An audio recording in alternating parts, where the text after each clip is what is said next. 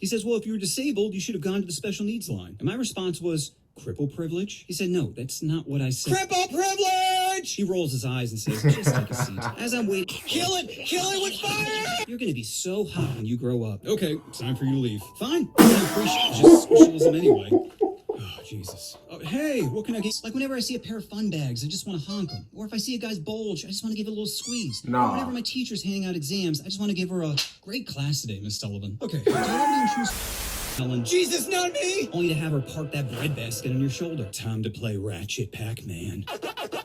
Anyway, I finished with security and get to my... Yo, what it do? We got telling Santa my intrusive thoughts by offending everybody. Let's get it. Hey, Santa, aren't you a little old for Santa? Guess you only want kids jumping on your lap, huh? That's not what I... What do you want for Christmas? A girlfriend with no gag reflex? So that's how we starting. I like the content already. Hit that like button. What do you want for Christmas? A girlfriend with no gag reflex? I'm not sure what you mean by that, but were you a good boy? Of course I was, but I tend to have a lot of intrusive thoughts. What kind of thoughts? Well, whenever I'm in a park and see a child eating ice cream, I just have the desire to slap it out of his hand and say, remember me forever. Oh my God, you didn't do that, did you? What? That's no, wild. Of course not. I love kids, but whenever I see a child running, I just want to trip him. You don't have any kids of your own, do you? No, but my friend recently had a baby. Well, he didn't. His fiance did. Seems a little disingenuous to say a 10-second pump and dump is the same as 8 hours of labor. Anyway, I'm driving to his place. My first thought was, I really hope this baby isn't ugly. No one wants to touch an ugly baby. Besides, looking at his misshapen head is just going to make me think how destroyed his girl's cooter is. But luckily, the baby was adorable. I remember looking into his little eyes, thinking how beautiful the gift of life is. Then I looked up to see my buddy's porch and wondered how far I could toss him. Fuck them kids! Elijah! What the hell is wrong with you? You told me! Definitely 30 feet with a tight spiral. Possibly 40 if I used all my torque and Olympic frisbeed him. Did you tell your friends this? Of course I did. He thought it was funny. His wife, not so much. Okay, well, do you have any intrusive thoughts that don't involve kids? Oh, plenty. Like whenever someone's in a vulnerable position, I just think about Sparta kicking them. Sparta kicking? Yeah, like if I'm at the top of bleachers or waiting on the subway or getting a pedicure. Why would you want to kick someone? Oh, it's not just kicking. Like whenever I'm at the dentist, I just think about chomping down at his hand like a rabid dog, just... Do you have any thoughts where you're not attacking people? Of course. Like whenever I'm at the beach, I just think about throwing razor blades in the sand. Like not enough to shut it down, but enough to make you regret diving for that volleyball. Is it just people that bother you? Oh no. I have awful thoughts about animals too. Like every time I see a pigeon, I just want to grab its neck and say, evolution, bitch. Or sometimes I think about putting a parakeet in a juicer, or a gerbil in a microwave, or how far can I punt this puppy? Okay, do you have any intrusive thoughts that don't involve violence? Yeah, all the time. Like whenever someone's real close on a train, I just think about giving them a little on the cheek. Then as they freak out, say, come on, don't be gay. Why? I just have a compulsion to do things. Like whenever I see a pair of fun bags, I just want to honk them. Or if I see a guy's bulge, I just want to give it a little squeeze. Nah. Or whenever my teacher's handing out exams, I just want to give her a great class today, Miss Sullivan. Okay, do you have any intrusive thoughts that don't involve touching people? Well, what if the touching is consensual? Like what if you banged your cousin? Oh, I know, it's disgusting. But what if your cousin's Angela White? Yeah, you see that deep V and start having second thoughts. Do you have any thoughts where no one's getting harmed, touched, or assaulted? Well, anytime I'm on a boat, I have a massive urge to throw my phone in the water. That's not so bad. Then I think about diving in the water and snapping my neck on a coral reef. Wait, do you have intrusive thoughts about yourself? Is that a trick question? Because of course I do. Quite frankly, it's most of them. And don't get me wrong, I love life. But do you ever look at something and say, like you ever look at a bottle of Advil and say, I wonder how many it would take to speed run to another dimension? Or do you ever stand on a tall ledge and think, what if I did a front flip right now? Maybe that's the way out of the Matrix. Just swanton bomb off Yankee Stadium and wake up in some hospital like, oh my God, he figured it out. Welcome back to the real world. Listen, if you're having those thoughts about yourself, you should really talk to someone. Are you listening? I said I love... This has got to be the realest video I've ever seen. Because I be thinking that shit too. Obviously, I'm not going to do nothing to hurt myself or hurt anybody. I'd be driving, right? And I'd be thinking to myself, nah, you know what I seen? There was this family of ducks, right? Obviously, I slowed down and I went past them and I didn't hit them. If there was no cars around, not saying I would have because I definitely would not have, but I would have been like, yo, if I had no cars around, I would have thought about just like this front facing, you feel me? Hold up. Alright, imagine you're about to bring up some old lady. It's a full line, right? That lady come up to your register, smiling and all, ask you how you doing first, all looking all nice, being real sweet, and you just headbutt the shit out of her, like, and everybody just see it. Like, imagine the commotion, Like, just imagine, like, everybody looking. Obviously, that one random girl in the back just screaming for no reason. You feel me? Just imagine that whole scene playing off in your head. But it's not happening, though. It's all going on in your head. You're just looking. It's just entertainment. Just entertaining yourself. It's basically what I would call it. But sometimes I'll just be cutting up chicken and think, what if I just sliced off all my fingers? Which doesn't make any sense, because you know who's a big fan of thumbs? This guy. Are there any places you don't have intrusive thoughts? No. What about listening to music in a car? I have the most f***ed up thoughts in a car. Like, what if I push my friend out while going 80? Or how many points would I score if I turn on the sidewalk? Or what if I opened the door and grinded my foot down to a nub? Or whenever my grandma's in the car, I think about saying, no one will find your body, Grandma. What was that? No one would even suspect it's me. You don't have a smartphone tracking your location, no cameras in front of your house showing I picked you up. What are you saying? You think the cops are going to devote resources to finding a forgetful 83-year-old? I don't think so. I give it 1 week before they rule it natural causes. Are we still going to Denny's? Your ass is the only thing about to get cooked, Grandma. You're a horrible person. Come on, Santa. You don't have any intrusive thoughts? Really? You never looked at one of these kids and said, wow, you're going to be so hot when you grow up. Okay, time for you to leave. Fine. I appreciate just socialism anyway. Oh, Jesus. Oh, hey, what can I get you for Christmas, little man? I just want my uncle to stop touching me. Good boys. No, yo, I think snot came out my nose for real, yo. I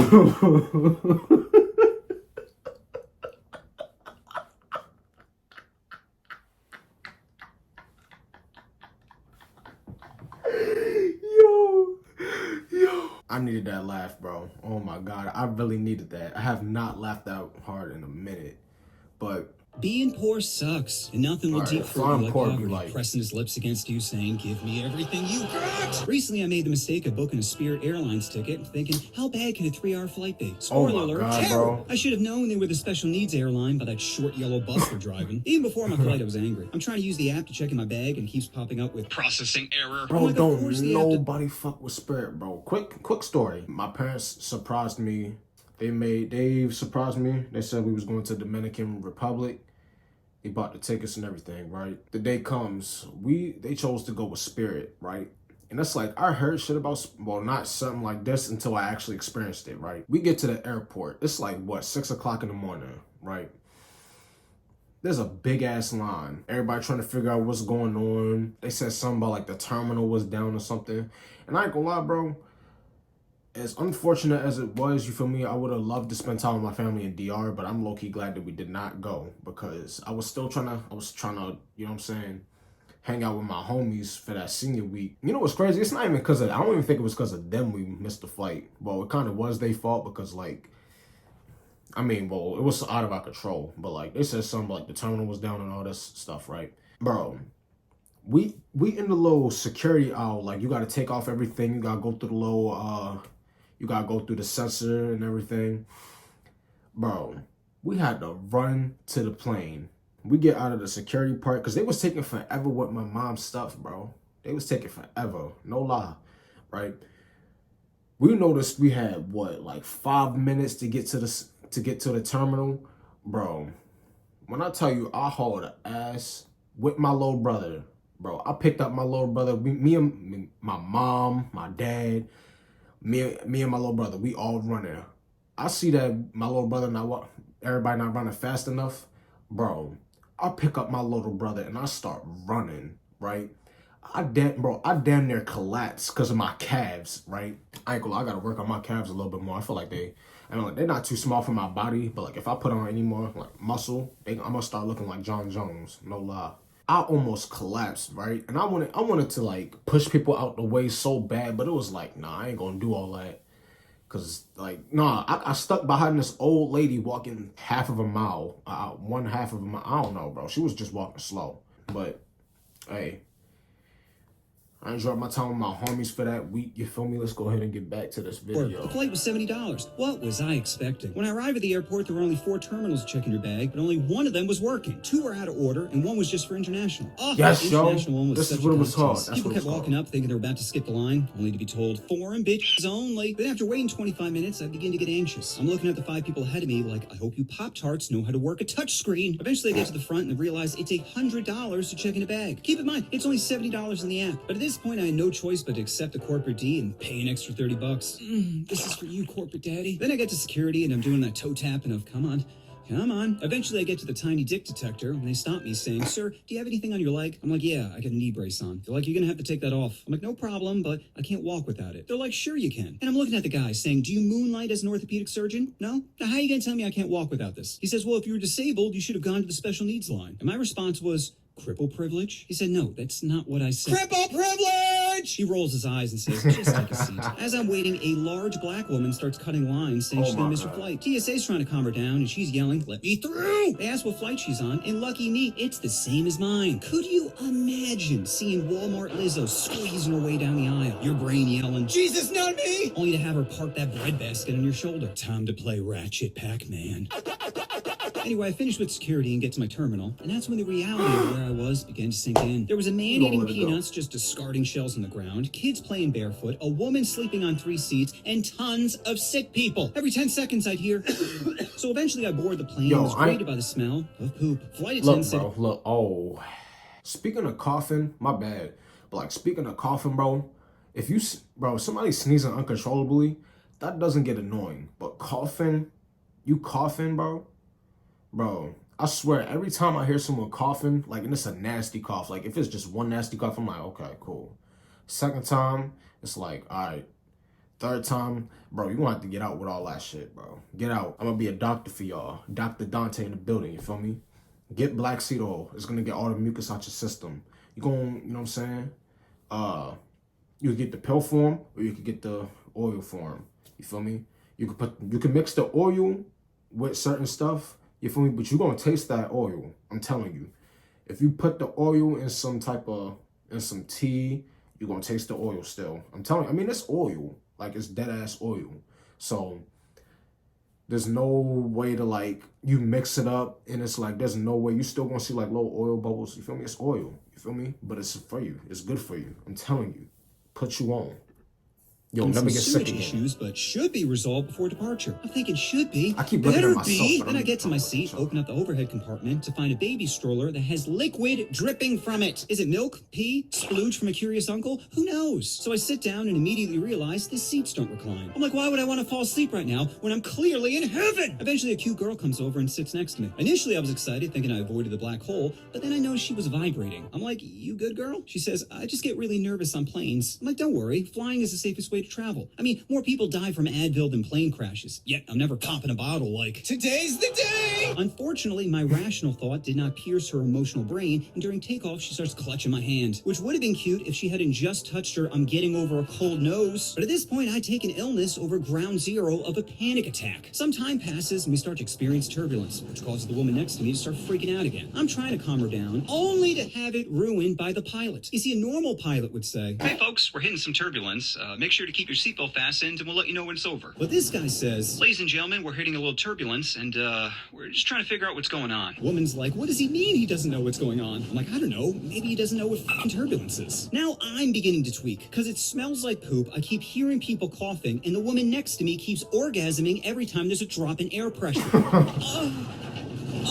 Eventually we land, and as I'm waiting to exit this death trap, a few passengers start chanting, Trump, Trump, Trump. I'm thinking, is someone wearing a pillowcase up front I'm not seeing? Why is this turning into a rally? But luckily, like Epstein in prison, it quickly died off, and I was able to exit back to freedom. Now what this experience has taught me is, we need to start treating poors like the cripples. If you're crippled at an airport, you treat it like a god. There's like a conveyor belt of middle-aged Haitian women ready to push your ass around. Sure, every time you say hustle, sweet cheeks, a part of them dies, but like my mute girlfriend, they can't say no. And if anyone deserves special treatment, it's the poors. They don't know how to stand in line, clean up after themselves, or cover their mouths when they cough. You know why? Because they were born with a disability of not having money. So the next time you see a poor person at the airport, do the right thing and treat them like they're crippled. Get out of the way! I'm gonna be late! Please, miss, use our special line.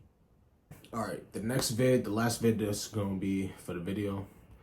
Getting blacked out drunk be like. How many of y'all drink? I never have, and I never will. You know what I'm saying? And you wanna know why? When I went down to the beach with my homies, you feel me, for the week, because the DR trip got canceled. I seen a lot of old people from my old school there, you feel me? It was everybody was out, you feel me, having a nice time, fun time, bro. But I ain't gonna lie, y'all drunk people are fucking annoying. And yes, it's that deep to where, like, I swear, bro. I mean, like, if you drinking responsibly, by all means, go ahead and do that. Get a little tipsy, you feel me? But do not have your friends walking on the sidewalk, watching you, collapse on the sidewalk, damn near get hit by a car, fall in the street, you feel me? Police rolling by, and they see that it's you watching your friend act a damn fool. Swear, yo. Throwing up. Nah, yo. Look, my homie, right? My homie Nate, right?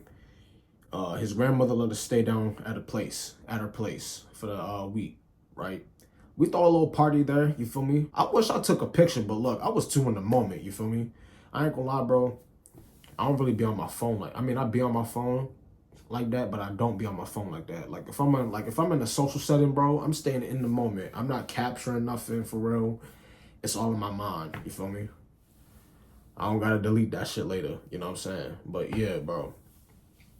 But yeah, this girl, she gonna go ahead and throw up in the damn tub, bro. Swear, not in the toilet or not in the sink, in the damn tub. I swear, I would pay all the money in the world just to look at all my memories, all my favorite memories with my homies, in the parties, that week, just in general with my family, you feel me, my dog, whatever, bro. I swear, make the most out of what y'all can. Oh yeah, so at night, we started this little beach party. This was the first night too. Everybody was outside, you feel me? I'm saying everybody, like, I swear, it looked like New York. Police patrolling. It was so funny. I'm laughing at everybody and shit, because everybody all loud, getting hype in the street. There go a police van. Everybody start obeying the crosswalks. Nobody's jaywalking. It's hilarious, bro. It was hilarious.